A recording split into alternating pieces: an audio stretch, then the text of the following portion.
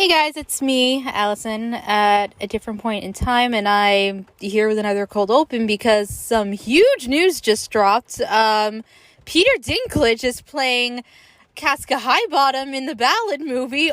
Oh my god.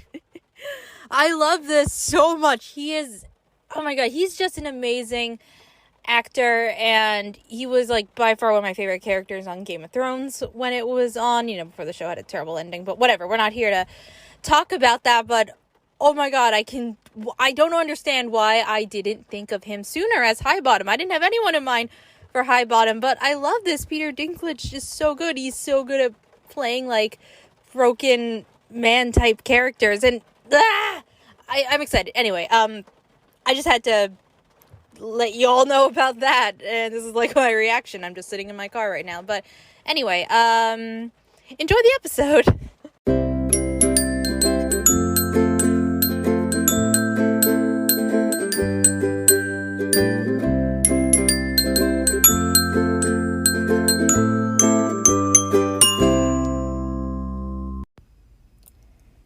Hello everyone, and welcome to Bookish Babbles, the podcast where we reread our favorite books and chat about them. I'm your host Alyson, and without further ado, let's get started.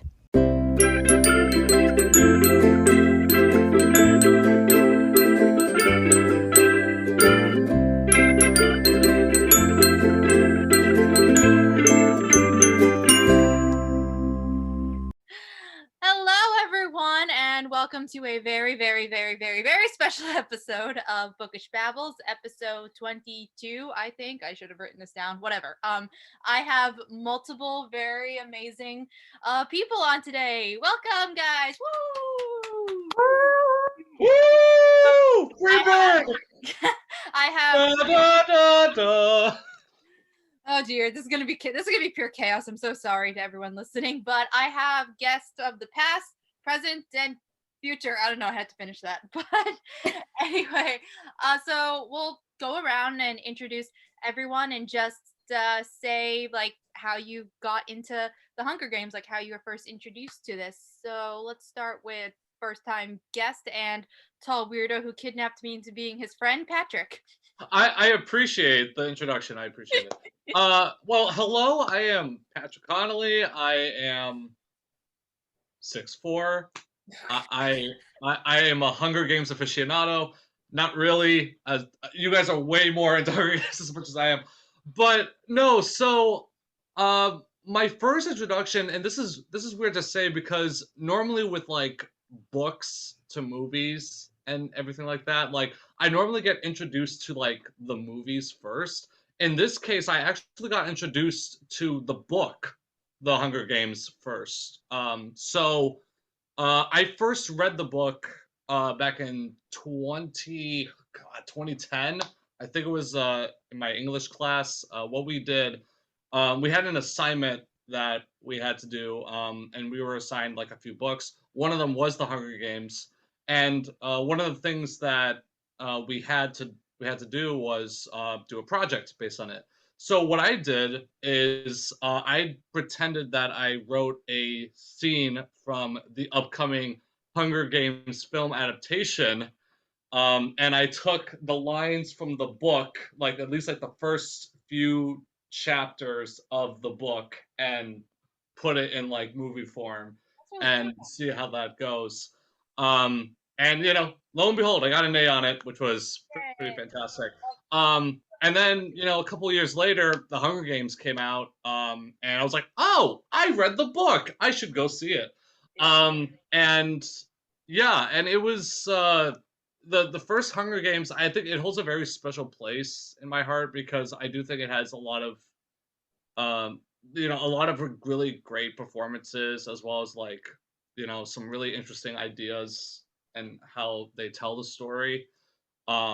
And it's a cool ride. I mean, I'll have more things to say about the movie, but I also understand if you guys want to talk more about the books, go all out. Because I mean, I've only read the first book, and I've only seen like the other movies, so I'm enjoying the company of everyone here, and Gaby is getting ready, so. It's just like, oh, I'm ready to talk about the Hunger Games. It's gonna be fun. Yeah, maybe we'll save all our complaints of how they adapted things poorly for the end, because that could go on for a while. No, I'm excited to hear about it. Yeah, please. So, okay, next, Lillie, aka the person who wrote the jingle for this podcast. So, woo! Oh yeah, that's right. Yay! Go, Lillie! Okay, so hi, I'm Lillie. What else am I supposed to say? Just how you were introduced to the Hunger Games. Oh yeah. Honestly, it was probably from you. Yeah. This is going back to junior high because Hunger Games, the movie came out in 2012, so we were in 8th grade. And what? 10 years ago. I know that I was God. doing the math, and I was like, oh my God, No. has it really been that long? Okay, having a crisis. Yeah. No. So yeah, I think since Alyson and like all our friends are gonna go to see the movie, I was like, oh, okay. And they invited me, and I was like, okay. I've never read the book. I think my family got 2 copies for some reason at that time, and I was like, okay, I have a week. I'm gonna try to read the book before the movie. And I hate reading, so I don't know why I thought that was a good idea. And I made it through 10 chapters, and then the book went missing. I lost it in school somewhere. And I was really sad that I lost my bookmark specifically, not really the book, but the bookmark. But I know I'm on the wrong podcast here. But We'll offer a unique point of view because I'm exactly a book person. So this is so that's how I was introduced to the Hunger Games. I'm trying to remember if I saw any other movies besides that. I probably did. I think you did. That was too long ago. Yeah, I remember seeing every movie in theaters with you, mostly because like I don't. Because I remember like there was a certain jump scare that happened in Mockingjay Part 2, and I remember being with you and Keegan for that because I was like freaking out the whole time. And I was probably like, I honestly, I feel like there's jump scares in every single Hunger Games movie. I don't. Yep. Okay. Next, we have Sarah, also the person who helped me come up with the name for this podcast because I struggled with that. And Woo! Hello, Sarah. Hello. So I am incredibly underprepared for this episode because I have never read any of these books. Patrick, we are both on the same page, Sarah. Like I said, you need you. Now keep in mind, you guys all have stories of seeing the movies when they were coming out.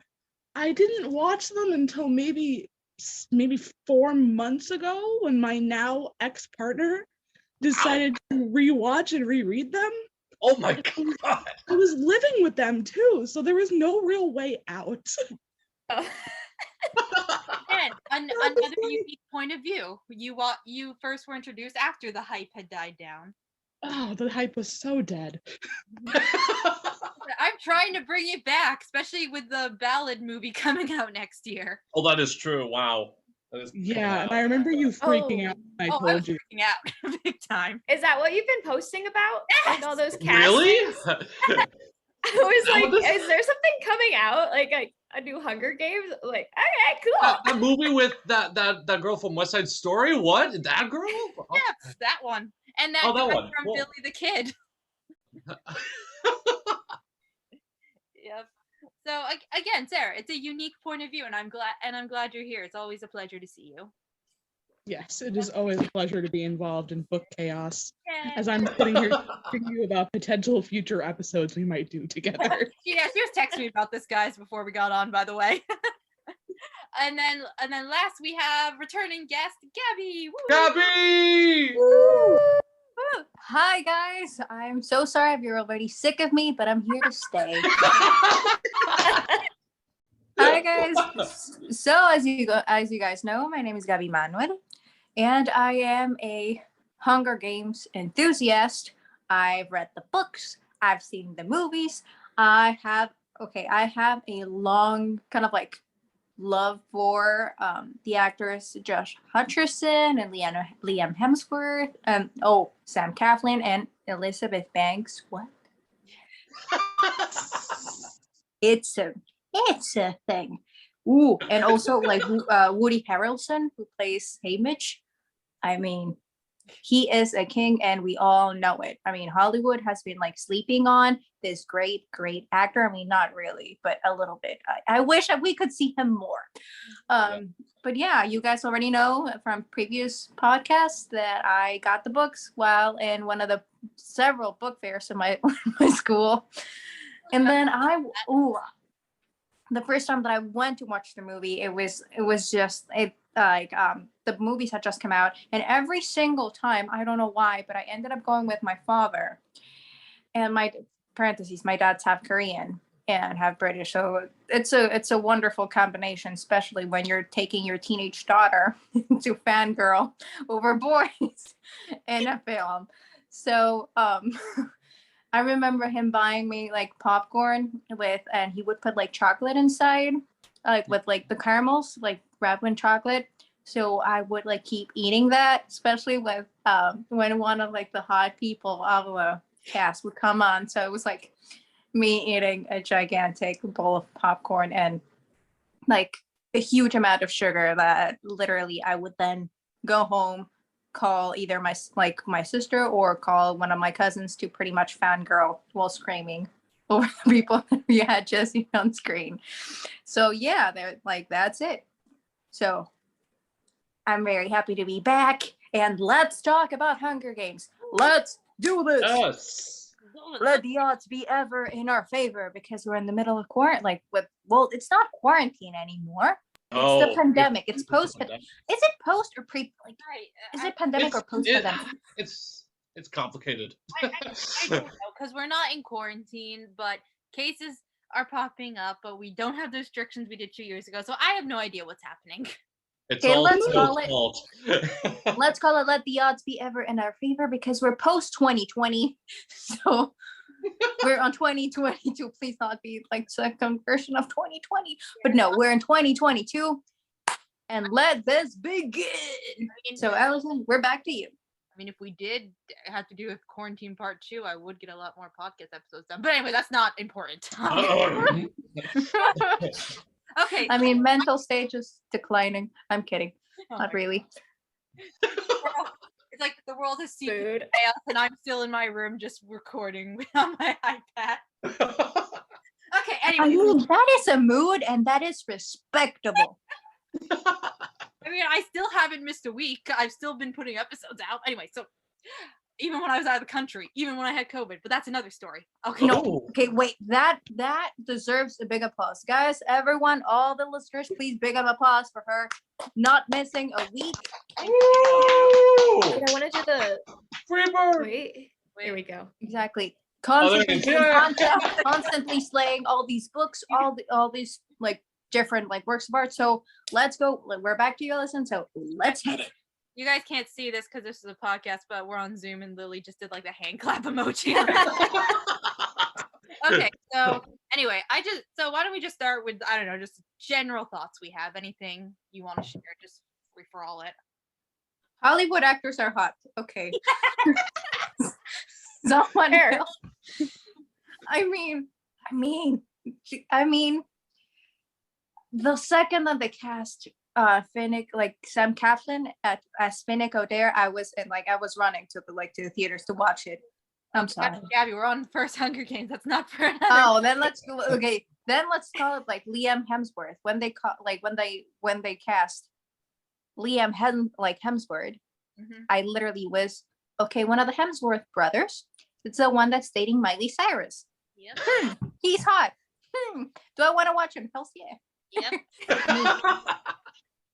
Me and Josh Henderson. Hutcherson. Yeah. No, sorry. Oh, sorry. We're like brain. Don't worry, Gaby. I got you. Don't worry. Hutcherson. I'm sorry. Whoever didn't have a severe crush on him since the Bridge of Terabithia. Man, Truth. don't get me started. Talk about a book to a movie. Talk about 7-year-old me having emotional damage. It's gonna be a kids movie. Oh. I was a fan of him in RV personally. RV's one of my favorites. Hey, I'll go back like a year earlier. Little Manhattan. Nobody has heard of it. It's okay. It's fine. It sounds familiar. I've never seen it though. It is such a great movie. I rewatched it a couple of days ago. It's amazing. Or The Journey to the Center of the Earth. Ooh, that's a I mean, Oh, he's in that. That's right. I didn't see that one, but I. lie. This isn't a Hunger Games episode. This is a Josh Hutcherson. fan club. This is a fan club. We love Josh, you're you. the greatest. Right. Lily, I know you watched the movie last night to prepare. Did. So what did you think? Okay, so I will say this was my first time watching it since I first saw it 10 years ago. Wow. So I was trying to like remember everything, and then I know the movie's, what is it, 2 hours 22 minutes? Is that Yeah. around? Okay. So that's a long movie, but also I felt like everything happened quicker than I expected it to. Like, Yeah. you know, they were like, boom, all of a sudden we were doing the beginning thing. What's it called? Oh, the reaping. Reaping. Reaping. That's what, I was like, Yeah. I think that's what it's called, but I didn't want to say that. But yeah, so first we're doing that. And all of a sudden now they're at the Capitol. They're like getting all pretty and everything, even though like it was mostly like a beauty is pain thing. They're just kind of laying down like lab specimen on the tables, getting all like beautified, whatever. And then all of a sudden, like they're doing the interviews and we have like Girl on Fire, which also I have a different perspective on. So a little background. I recently moved to Potato Land, aka Idaho, where I'm forecasting fire weather. So now I'm just thinking, oh, fire, that's going to start a forest fire. Oh, geez. That's my perspective on it. But yeah, everything just happened a lot quicker than I thought. Like, I don't know, when she first like started having the alliance with Rue, I was just like, I don't know, I thought Rue had a little longer to live than she did. Yeah, no, yeah. I mean, It's Like, oh, she's already dead. Oh. I mean, they do get a little more time together in the books because, you know, books can afford that time for film. Yeah. You gotta keep going. Yeah. Yeah, no, and film was like, she is adorable, now she must die. Yeah. Oh, look at this little girl. It's like, whoa. To die. Yes. This is And, all going quick. and But you mentioned a good point though, Lily, with like the runtime, because you know, I remember like when I rewatched the movie today, and it's been like so many years since I've seen it like all the way through. And most of the things that happen, like they happen like very like, we have to go there, we have to do this, we have to do this. And it's just really insane, you know, like just the pacing of it all. I Okay, mean, also, oh, sorry. I was just gonna say, what about you, Sarah? Because I know you like kind of new to the whole Hunger Games franchise. What were your general thoughts in the first movie? So we have to remember that I look at every movie like a book anyway. That's just how my brain works. And I think part of the reason I never read these is because they are so plot driven, and I am character driven all the way. Mhm. And I just realized that basically what we're saying about Rue here is Rue is Hunger Games' Eddie Munson. Right?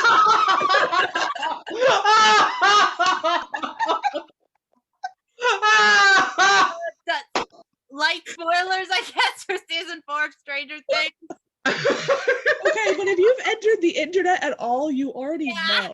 You know what it is. I've never seen an episode of Stranger Things. It's like Gru decides to get on the guitar. It's like, this is for you, Katniss. Oh no! Okay, but I did the best thing ever by saying this, and I'm excited about it. So, anyway. but I mean, there are a couple like fan theories that say that Eddie might come back. As... Yep. Exactly. Rue didn't. She died. Done. He did. What if she came back at one of the Mutt things? That's a thing we're talking about the book for later. Let's just focus on the movie right now. I mean, can we all agree that even though it was a great movie, it like all the movies in general, the franchise would have worked better as a series Ooh, yeah. than as a movie. Yeah.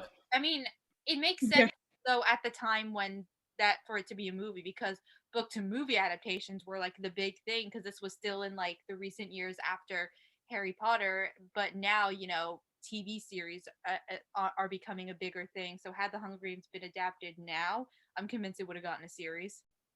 Yeah. However, why is the new like Hunger Games is also a movie instead of a series?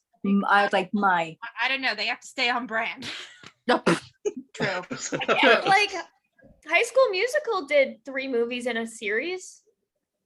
I mean, it wasn't a book adaptation, but well, the thing about the possible. series is that the series focuses on different characters from the movies, so I guess yeah, That actually look like Unfortunately. high schoolers. that's true. and they actually look like high school. Yeah. What do you think, Alyson? Tell us. What are your like Okay. things about the movie? I just really love the movies. I mean, I was still at the time emotionally scarred from the fact that Percy Jackson got such terrible movie adaptations. So Oof. it was such a relief to yeah, it was such a relief Yeah. to have a movie adaptation for a book that I loved, and honestly, I have the trailer to thank too for getting into this because, like I've said before, my English teacher told me to read it, and I'm like, that sounds terrible. I'm never gonna read it. I'm making multiple podcast episodes. And now it's just a key point of your personality, dude. You long I've enough to worn my know. hair in a braid for like a year and a half because of this movie. But I'm sure Lillie could tell you. Oh yeah. She saw me during those days. But yeah, and it just like it did not get a lot of details right, and I don't think it quite highlighted certain themes as strongly as it should have from the book because Hollywood's got a Hollywood at times, but overall it did like capture like the heart of the story, I think, and brought the characters to life really well. Like everyone was casted so well in the movies, I think. Oh yeah. hmm and they did such a great job with the detail of the world. And sorry, brain malfunction, I've been in the sun all day. Being in the sun all day makes me tired, so you guys need to keep me awake for the next how many ever hours we're here. Yeah, and I just love how it got some people curious to read the books, and it was nice to also have a big like YA series being adapted out there that wasn't just Twilight. Well, I'm just amazed by how successful the film franchise was considering the subject material. Mm-hmm.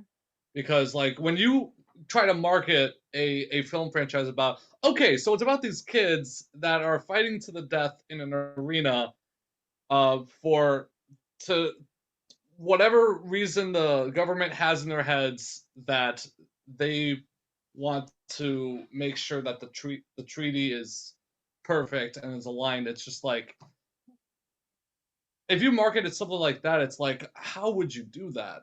And then I mean, the whole of like humanity in general is quite morbid. So that's true. it's cruel and quite cruel. Like I'm trying to stay as positive, guys. It's not a bad thing. I mean, it is, but I mean, we love humanity at times. But however, that is oddly, if it's televised and it's like a reality show, because it's so cruel and it's so vile and it's so raw. I mean, it does make quite entertaining television. Yeah. So I think that also applies to the movie. I mean, you tell me that, again, a bunch of kids are literally placed from different states just to fight to the death every single year as punishment. And like later on, until the ending girl kind of like comes into the thing to shake things up and pretty much destroy the dictatorship of that specific or like land or country or whatever. I am freaking watching that because nothing is better than pretty much the patriarchy or a dictator being ended by a single girl. That is true. It's just amazing to see like a film franchise like get that successful. I mean, it is just amazing to see that. So. Yeah, but I get your point. It is quite it's just the thought of like seeing kids like killing each other. It's like, oh my god, how would you do that? But they found like a really good like story to tell, as well as like great themes that are still very relevant to this day. And it's just, yeah. And And part of the reason I think like this because the concept sounds horrible, because I remember when I was reading the books and getting into them and I was excited for the movie to come out, my mom being like, I was telling my mom about it and she's like, "You're reading what now?" And she's like, "Give me that. I need to see It's for research. It's fine. I mean, it's better than the, you're okay." And I then mean, it's better than usually romances between like a 16-year-old girl and a 120-something-year-old vampire. funny enough, my mom got me into Twilight and I got her into the Hunger Games. But anyway, You guys are even. I think like part of the reason this story is so like still compelling is just because of the characters. Like Sarah, I know you said that you felt like it was very plot heavy, and it does have to be. The movies have to cover all the book's major plot points, but it really is the characters who make this story. Yeah. Right. Kind of leapfrogging off that, I just thought maybe, I don't know, go around and say your like top 2 or 3 favorite characters. I know it's hard to pick one. I have one already. Okay, go ahead. Haymitch. Yes. Haymitch. Like every single scene that Haymitch is in is like the minute he comes in, it's like it just livens the place up. Like before that, the movie is just kind of like, oh, right. Like even Effie, who's like dressed like colorfully, it's just like, no, even that is still so grim. Haymitch comes in and he's just like the life of the party. He's like, oh yeah, I'm just here for the refreshments. I'm here to mentor. It's like, my boy. We love a broken character. Give a fuck. It's amazing. We love the broken character. Yeah. What about you, Gaby? Oh, you okay? You and the reader, like listeners already know like my favorite too, because why the quack not? You have to love Cinna. You have to love Haymitch. I mean, why the quack not? But also, it's a very odd character. But I do. Okay, kill me, freaking kill me. I do find 2 characters quite interesting, which is Snow and Cato. Yep. Oh, and who? Cato. Big blonde boy from District 2 who they were. Oh yeah. He pissed me off. I know, which makes him oddly tragic. Like karma getting to him quite satisfactory. Yeah. I mean, his little like Also- speech at the end, though, when he was about to die, he was like, this is what I'm trying to do. Like, It's like I'm he's trying dead to anyway. kill, I'm and just now, God. like, yeah, it's like I was never Exactly. really like a human with emotions. I'm just like trying to be a monster who murders. I'm just Yeah. on in the Capitals games. Exactly. Yeah. And the actor Alexander Ludwig did such a great job at Cato that I literally said, I mean, we would have because he originally auditioned to be PETA. Yeah. And then the actor Oh, wow. who played Clove originally auditioned for Katniss too. Exactly. Was she the one from the same district? Yeah, she was the one with the throat Yes. sides. The Yeah, okay. one who is a queen of scary movies because she played the orphan. Oh, that's right. Oh, that's right. Yeah. Yes. Everybody slept on that. And no, she is a She's a great great actress. Yes. Great. But the character of Cato, also the character Snow is quite mysterious in the first movie, and he's great. And I mean, we have to applaud casting because Donald Sutherland as Snow was such a great and spot on casting because he had both kind of like the coldness, a snake-like kind of like quality of him, yet the charisma of a true and like very like sadistic dictator that it was the perfect casting. And which first of all, let me just say happy birthday, Donald Sutherland. Yes, happy birthday. Happy birthday to him.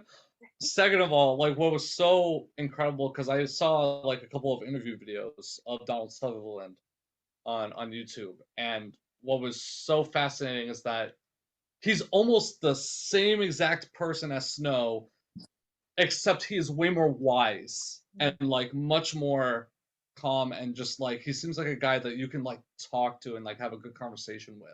Yeah.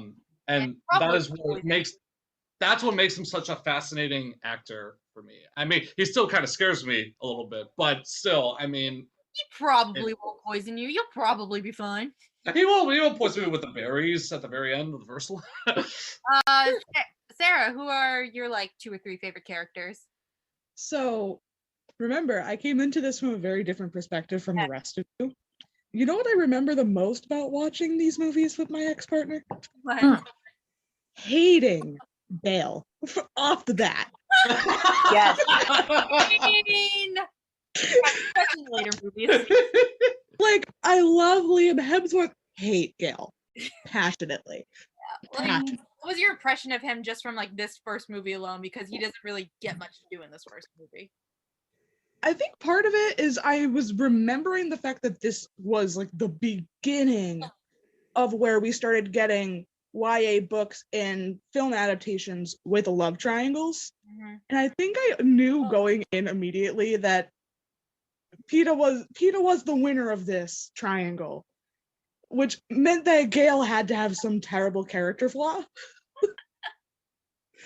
Because, like, seriously, think about the Hunger Games in terms of this. Other than Twilight, this was the real precursor for, I'm thinking, Divergent. Yeah. All the Shailene Woodley movies. I don't even think they finished like making those in theaters. I never watched all of them because after Surgeon I was like, meh, I'm out, and I'm good. I hated book 3, so there's that. Most people do, from what I hear. Yeah, but we're not here to talk about that. What I about mean, Give true. me Haymitch or give me death. wait, what'd you say, Sarah? I'm sorry. Give me Haymitch or give me Yeah, death. okay. Everyone We understand. the trend is Hamish a favorite character too. Image. He's so far up there, but also I am so here for Katniss Everdeen taking over and just turning this whole giant evil thing on its head. Yeah. And not even really doing it like thinking about Intentional. world consequences of what she's doing. She's just like, because in the book she says that when she pulled out the berry, she just was trying to think her way out of this because she didn't want to leave the arena alone. She wasn't Right. thinking of the future implications that would have. Yeah. Yeah. And Lily, what about you? Like your favorite characters? Yeah. I mean, Haymitch is funny. Yeah. I like Cinna. I just like, how he kind of gets Katniss out of her shell a little bit. Yeah. And then just like agreeing, like, woo! And yeah, Lenny Kravitz. Just saying. yeah. Yes. But also like Katniss, it's nice to see like a badass woman lead, Mm-hmm. Yeah. So I don't know, but yeah, I that's mean, what I'd say. I mean, is it only me, or did everybody else feel that also in this first movie there was a lot of more character development for the male characters than for the female characters, aside from Katniss? That's a good Yeah, Yeah. I would agree with that. Actually, I would. Yeah. because Yeah. like Prim, Rue, they're basically the same.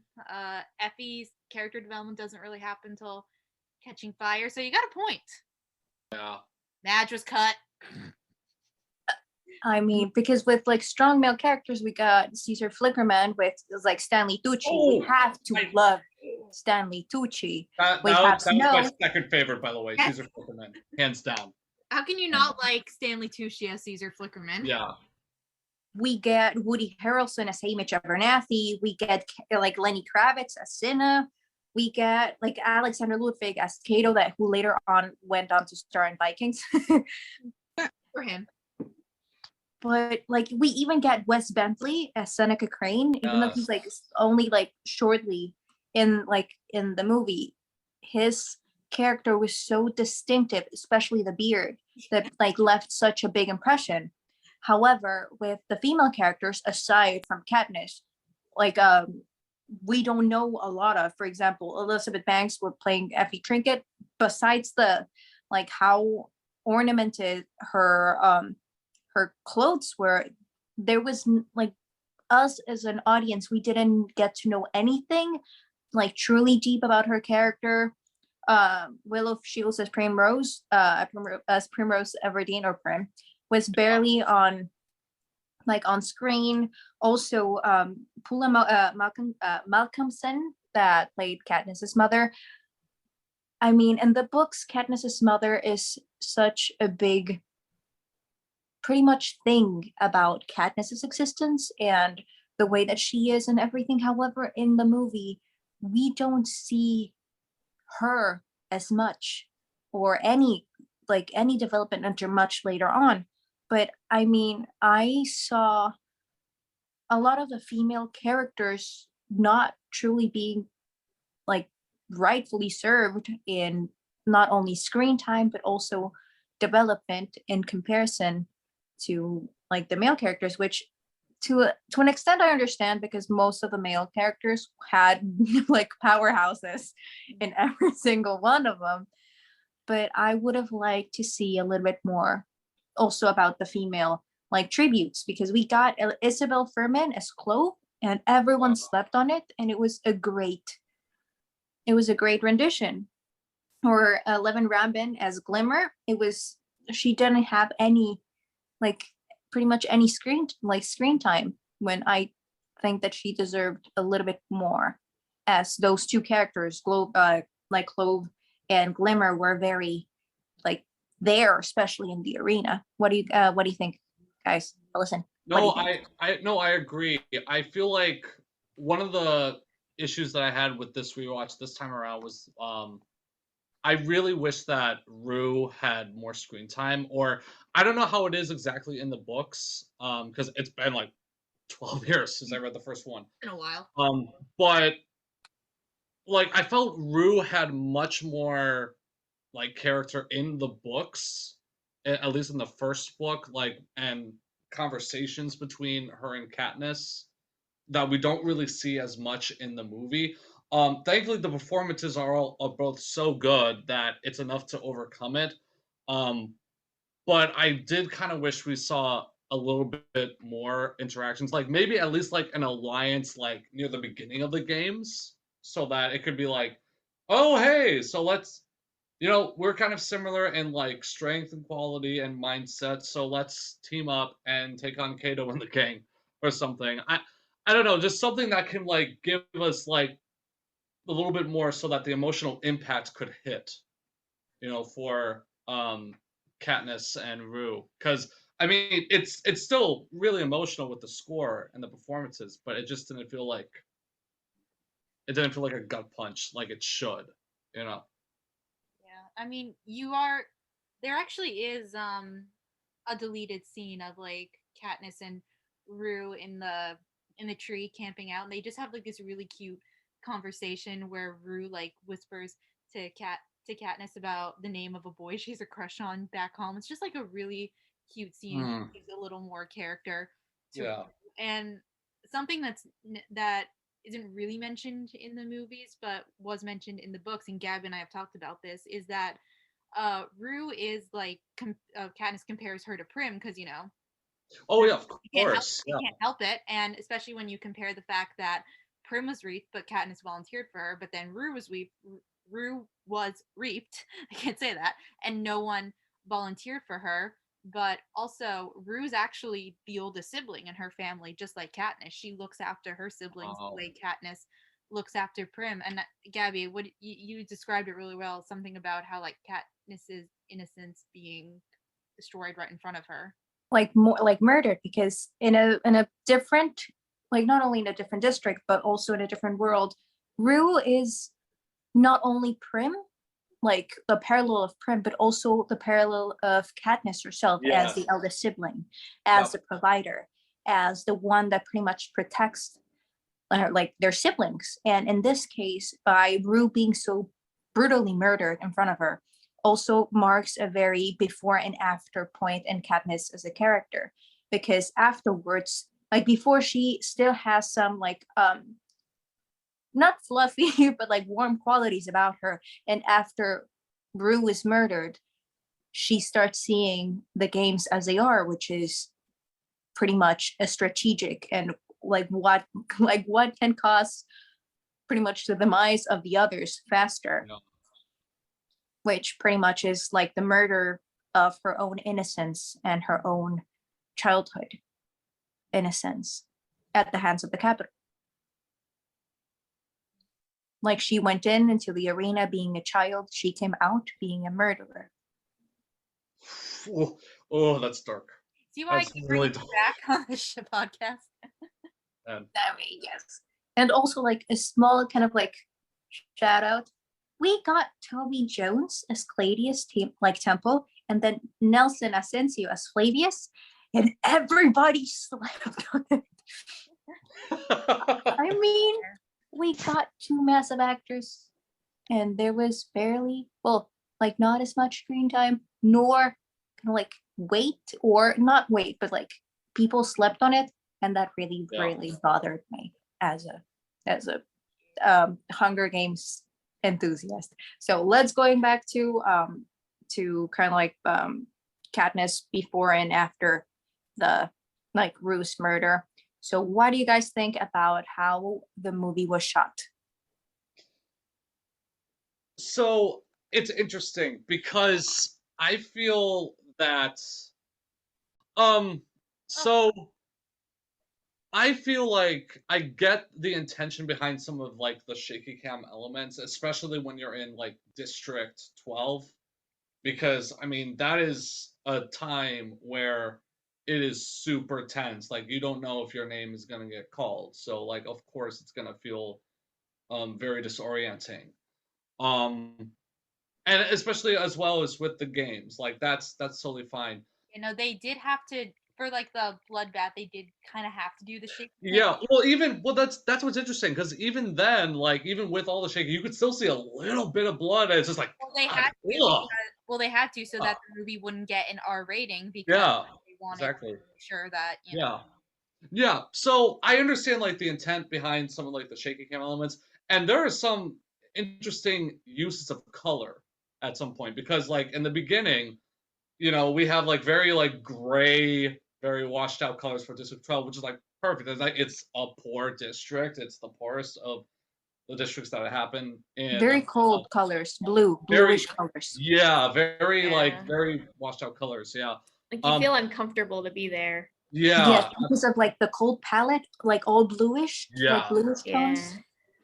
But then you get to the Capitol, which there's a little bit more color into it. And especially when you're at Caesar Flickerman's auditorium. Like I gotta tell you, I was watching this on this big screen TV that I have in my living room. The shots of like Caesar Flickerman's stage and like the audience, I was like, this is a gorgeously directed film at points. Like there was just some like really great like shots and like angles that they get, especially when Katniss is like on the backstage area before she goes on stage.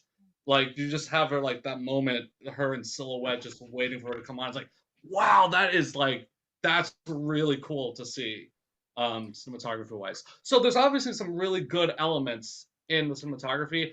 I do think the shaky cam elements when it is quick cuts to the point where it's just it's just very hard to see at times and hard to follow.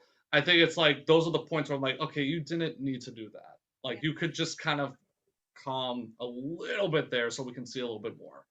I have two questions, one for Alyson and one for Lillie. Okay, I'm gonna start with the one for Lillie.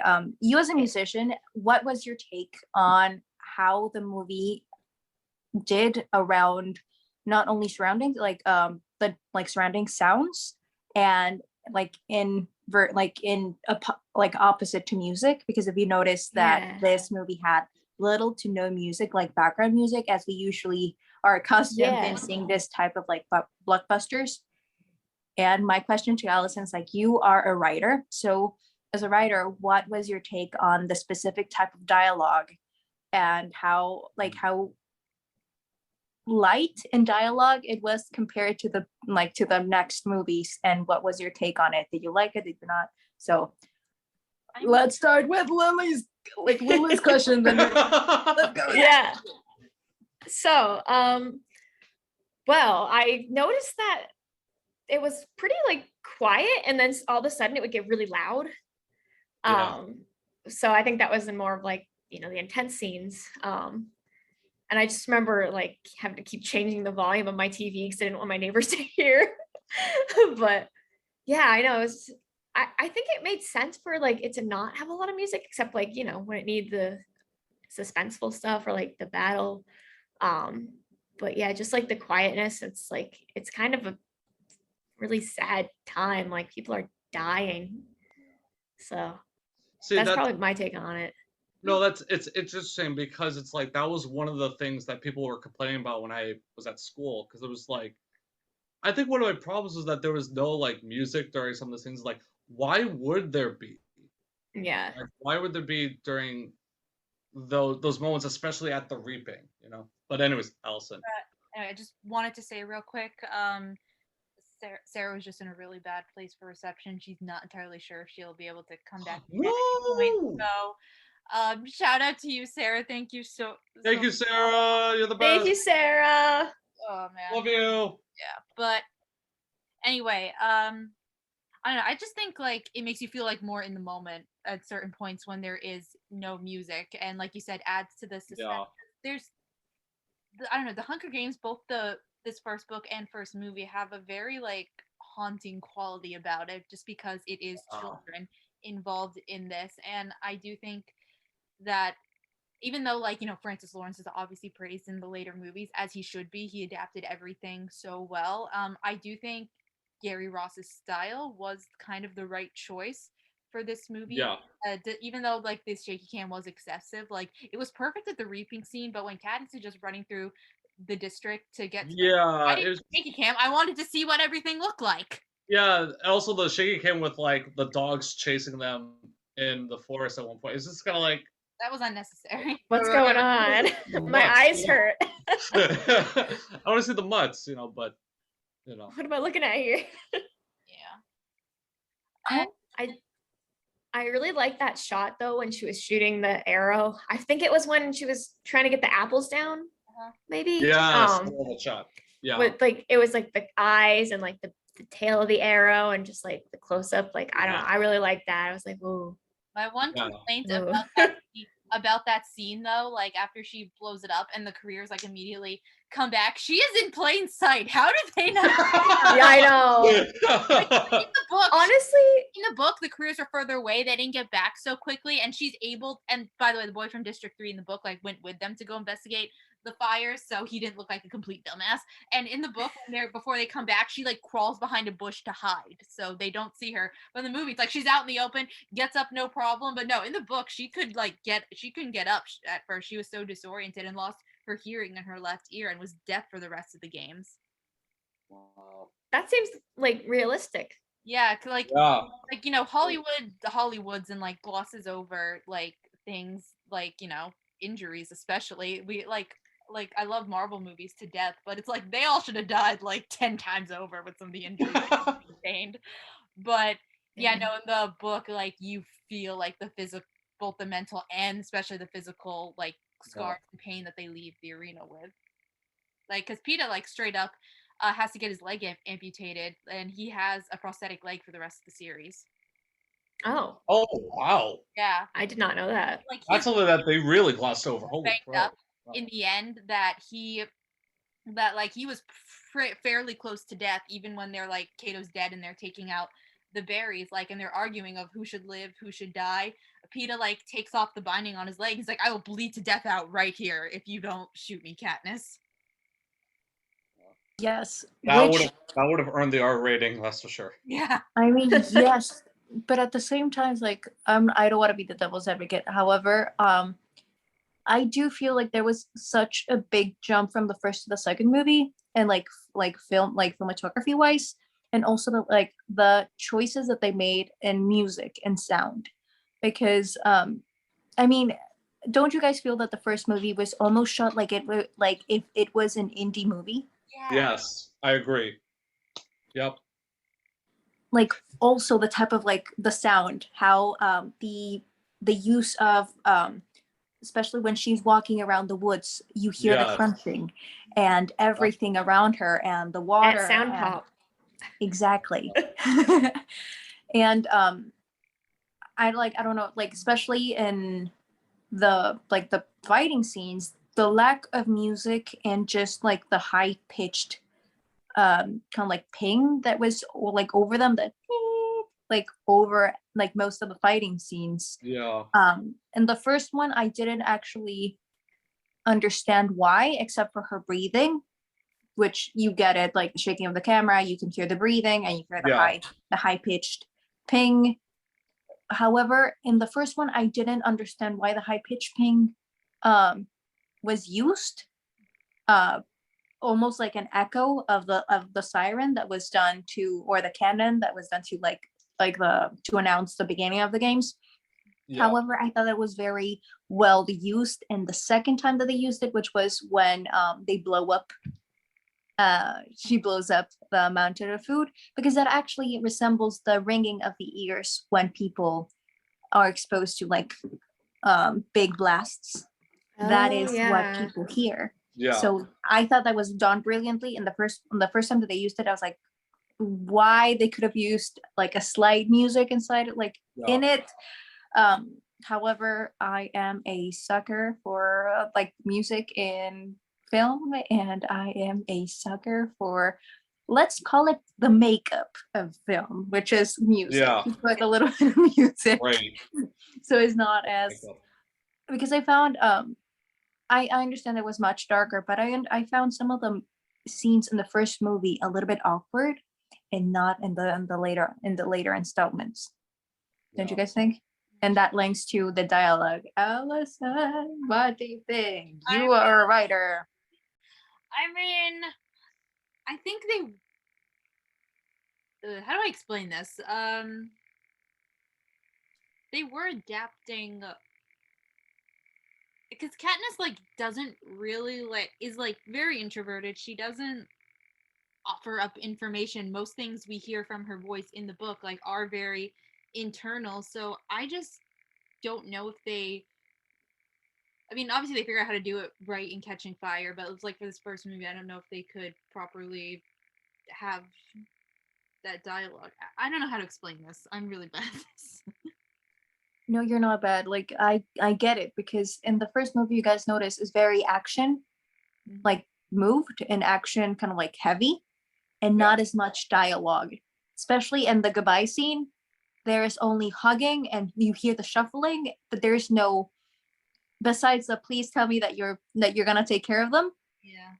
There is no real dialogue. Instead of Prim saying no, there is no "I love you." There's no "you're gonna be fine." There is nothing.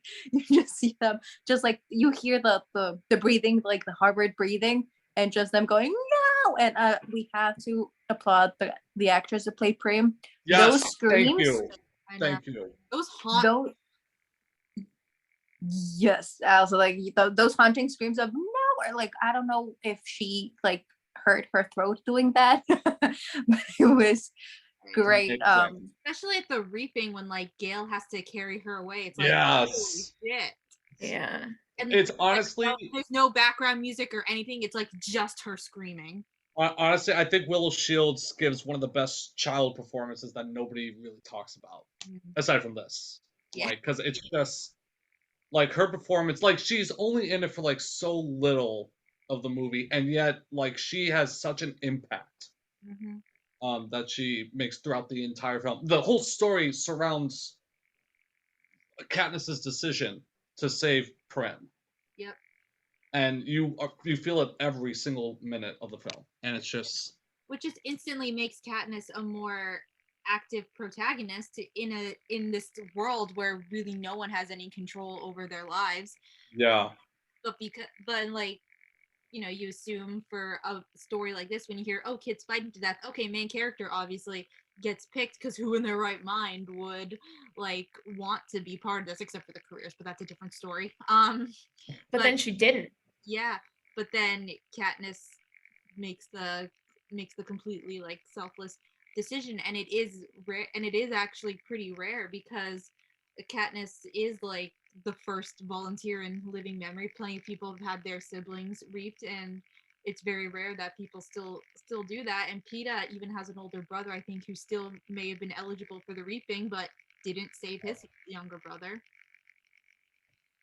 And talking about characters, what do you guys think about the casting in the movie? You liked it, you didn't, Any Perfect. thoughts around it? And we're gonna start with you, Alyson, because I know you have a couple things to say about it. Oh, okay. I got a few things I could say about it. I mean, I think we all agree Woody Harrelson was perfect as Haymitch. Yeah. Liam Hemsworth does his job playing like he's supposed to, so good for him. Like basically all like the tributes, even the background ones, I'm glad that they all got this opportunity. I think they all did a great job with even what little time they were given. And if you get a chance, go on YouTube and like look up some of their like deleted extended interview scenes, because they actually were given the opportunity to improvise a little bit with Stanley Tucci while filming that stuff. So it's pretty cool. Oh, that's neat. And of course I'm completely in love with Peeta because he's the best. And Josh Hutcherson did an amazing job. And I do love Jennifer Lawrence as Katniss, because even though she doesn't match up junk mail, I don't care. I don't want a shirt. This is the problem when you're Join the Capitol. your like computer and phone are hooked up. Also, my computer's starting to throw tantrum. There's nothing I can do about it. We just focus on us talking, everyone. Is that what that noise is? I was gonna say, yeah. I was like, what is that? My computer always reaches a point when it starts to throw tantrum lately, so there's nothing I can do about it. It sounds like an upset frog. Yeah. It's angry about the Capitol too. That's why it's At first, I thought it was like one of my dogs, and I was like, wait, no, I'm not talking to my mom. It sounded like Addie snoring. but yeah, and Jennifer Lawrence like killed it. Like she made such like amazing acting choices, and even though she doesn't quite match up perfectly to what I imagined as Katniss in the book, she still got so many things right, and she just like fit with the rest of the cast, because she like clearly like worked well with everyone, so, and that's important for a movie, and so it's all good. Oh, there's like nobody in the cast that I would consider to be like bad or mediocre or anything. They're just perfect. Oh, They're Elizabeth Banks, she was phenomenal. She made Effie was a character that I was like, okay. Oh yeah, Elizabeth Banks. Yeah. Elizabeth Banks just elevated Effie to a whole new level. No, like Elizabeth Banks, Woody Harrelson, Stanley Tucci, Jennifer Lawrence, Josh Hutcherson, Liam Hemsworth, everybody involved in that cast, like, it was perfectly cast for me. Like, I just think it was just probably one of the best casts assembled for a blockbuster of this kind. It is. So in general, I do believe that this movie was perfect casting, and despite some of the actors being older than what was described in the books because of the dark subject matter. Yeah.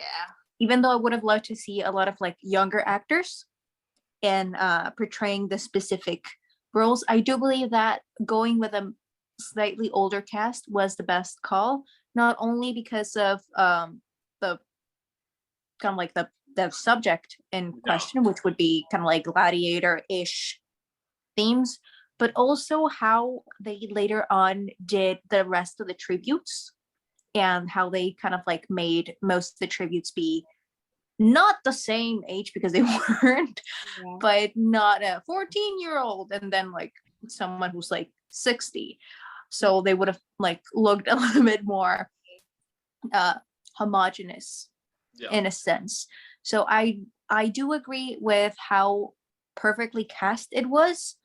Though I do understand the like some people say like, what about the age differences from the book to the movie? Because I mean, Katniss did not. I love Jennifer Lawrence, but she did not look 16. No. But I suspend my disbelief just enough because she was still really good. She was amazing. And when like if some of the listeners say I looked like that when I was 16, then my child, I applaud you, because probably that was not the case for most people. Yeah. So literally definitely was not the case for me. However, I do believe that she did especially Jennifer Lawrence, she did a great job, because she did. I don't know what you guys think, but usually like leading ladies are at some point a lot more warm Yeah. personality wise. Yeah. And she wasn't. She was like closed. She was like almost, I don't want to say what's it called when you don't make facial expression? Oh, inexpressive, because she wasn't. But she was more on the rugged, don't look at me, go away, almost cat-like. Katniss, no pun intended. She was definitely much more of an introvert in Yes. the film. And Which I felt that that was very well done, and it was quite refreshing to see on screen. I don't know, what do you guys think? No, I agree, because there's this whole, because especially like around, I feel like in the 2010s, especially on like TV and movies, there was this whole thing of, oh, you need to make these characters, especially female characters, likable. Whereas Katniss, Yeah. she doesn't want to play the game. She's like, no, I've made my goals and what I want to do very clear. I hate the way you guys do things, and I'll do things my way. And honestly, I need to be more like that. You know, it's funny you say that, Alyson, because when there's this one scene where Haymitch talks to Katniss about, like, in order to get sponsors, then you have to be well liked, and right now you're not doing a great job. And I just thought about, like, man, you could probably equate this to like different industries in the world today, and it just makes so much sense. Mostly fame. And Wait, what? Mostly fame and entertainment industry. Do you think that that was like a little jab underground? Kind of, sort of. I don't want to get like too into detail because I know it's more complicated, and we want to stay towards the Hunger Games, but it kind of makes sense. I mean, a little bit. Suzanne Collins got her inspiration for the Hunger Games from, one, the myth of like Theseus and the Minotaur, and then from watching like documentaries on like Roman history, and then switching the channels between that and reality TV. So, Yeah. and I don't quote me on this, but I think Suzanne Collins may have worked in TV at one point. I could be very wrong about that, but it would make sense with the slight jab and commentary about that. Yeah. Well, all I know is like she was one of the writers for the movie, so I mean, it does. It shows, especially because I've been trying to figure out how to bring this up. And the perfect segue. Especially like with the scenes that do cut away from Katniss, because the book is told like first person, present tense, so we're always in Katniss's point of view. We never see anything or experience anything she doesn't. Whereas the movie, I'm glad it took this opportunity to cut away from Katniss, and we got to see some things that were happening like behind the scenes, like the small scene when Haymitch is like watching those kids like play with the toy sword. And then when you see like in the aftermath of Rue's death, District 11's reaction, that was powerful. And most importantly, we saw all those scenes with President Snow. Oh yeah, that whole scene with Rue's death leading into like this uprising, like that was one of the most powerful scenes. Even when I said before, like it wasn't like completely impactful, it still was powerful in its own way. Yeah. So. And yeah. Sorry. And after reading Ballad of Songbirds and Snakes, I know I've told you, Patrick, but I don't know if I told you, Lily, but that book is a prequel that focuses on President Snow before he's president, obviously, at 15 years old. So just from like reading that book and like watching these scenes, like I can feel Suzanne's influence in those scenes because she knows the character. And I do want to know how much she told Donald Sutherland for those scenes, because it's like, after reading that book, I'm like, I look, after reading Ballad, I look at all those scenes differently. I mean, when like in Ballad of the Snakes and Birds, right? Birds and Snakes. Yeah. Yes, we will see how the mastermind Snow was created, how the monster was birthed, was born. Yeah. Birth, born, whatever. You know, but how the monster, how the dictator came to be. However, he was not the one who invented the games, but he was. I was just gonna ask that. Was he the one that? So he wasn't then. No. He had a heavy influence in the direction that the games went, which is how it got formed into everything like Katniss experiences. So let's just put it like that. How it was like televised? Off it too. What was that? Because I was just saying, like, if he didn't have an influence, why didn't he stop it? If he didn't want it to. Well, You see, guys, reasons. the movie makes that clear for you guys when you see it, because there's a lot going on. But he was the one who made kind of like the games almost like sexy to the audience, because before they would only like put like Alyson knows, like they would only put like the tributes, let them kill each other, but it wasn't really televised.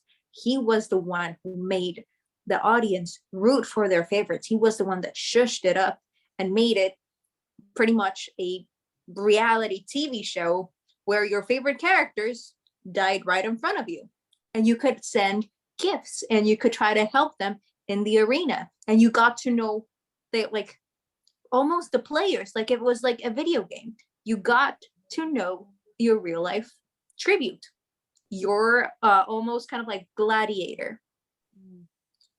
So yes, he didn't stop it, because he also got a lot of fame and recognition and just overall favors because of it. Because I mean, he became a dictator, and one of the things that dictators like know how to do is not only be charismatic, but make the audience or the public or the population root for them.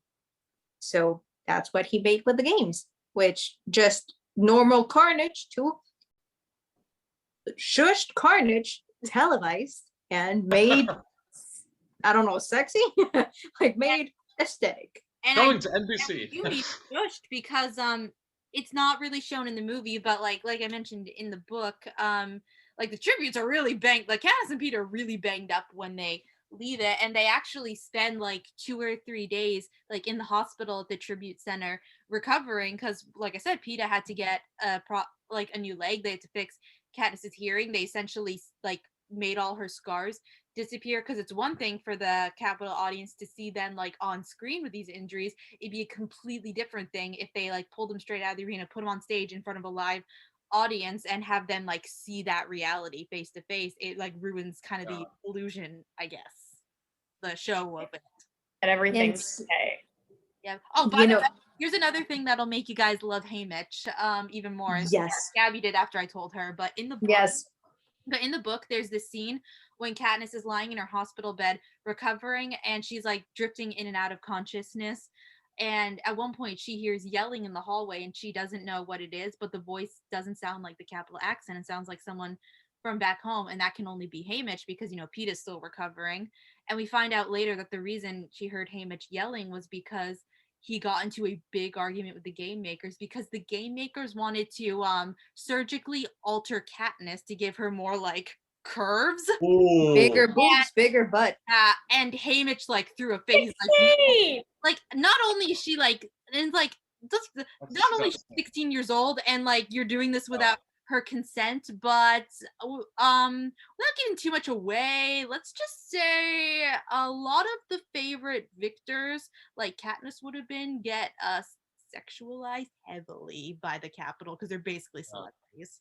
So not only celebrities, they are used by Snow almost as prostitutes, where very influential people pay money for them to spend time with them. And therefore, Katniss would have become another product from the Capitol, with bigger boobs, bigger ass, that made her apparently a lot more desirable. So Haymitch stuck up for Katniss's bodily autonomy, essentially. Yeah. Yes. Which, on a completely unrelated note, anyone who likes the Hunger Games, I think, would like to go camping. And if you need to go camping in a different state, check out the show notes, because I encourage people to go camping who want to. Yeah. So it's amazing. Please, people, camp. Yeah. Look to the link below. Camping is a lot of fun, and don't camp here. Yeah, and and have ice cream too. Ice cream makes everything better. Hey, it's National Ice Cream Day. Oh, it is. Hey, Before we got on this call, I went and got some vegan ice cream. And you didn't tell me? Okay. By the way, I'm still thinking about that ice cream malt that I had at the beach a couple weeks ago. Oh, okay. It is like almost 6:45 here. an ice cream place like 5 minutes from me is open for another 2 hours, so I can get ice cream after this, guys. Woohoo! And in my case, I will have to settle with like frozen Nutella in the fridge. My ice cream, Ooh, nice. Oh, nice. That Yeah. is gorgeous. the jam sesh. It's like a lemonade with like strawberry jam, and it's pretty good. Hello, everyone. This is Alyson from A Different Point in Time, and I'm just here to close off the episode for now because we ended up talking for a really long time, so I'm gonna just split this episode into 2 parts. So next week you can be on the lookout for part 2, where we continue talking about the Hunger Games movie with all of these amazing people. Thank you guys so much for listening. I will link everyone's information where you can find them in the show notes down below. This is not a YouTube video. I'll also link, the podcast Instagram below, all that good stuff. And the new TikTok I made for the podcast as well. And I also started a YouTube channel for the podcast. I'm working on making just some extra videos and bonus content on there, and also uploading the audio from all episodes past onto YouTube, so hopefully more people can find them. So I don't currently have any videos uploaded yet. I'm aiming to at the end of the week, so go ahead and subscribe so you get notified as soon as videos start going up there. And again, thank you guys so much for listening. Don't forget to like and follow so you're notified when new episodes come out, including a bonus episode that I plan to release next week that I did with Gaby, so that'll be a lot of fun. And again, thank you. I really appreciate you all for listening. I hope you have a great day/night, and I will talk to you all next time. Bye!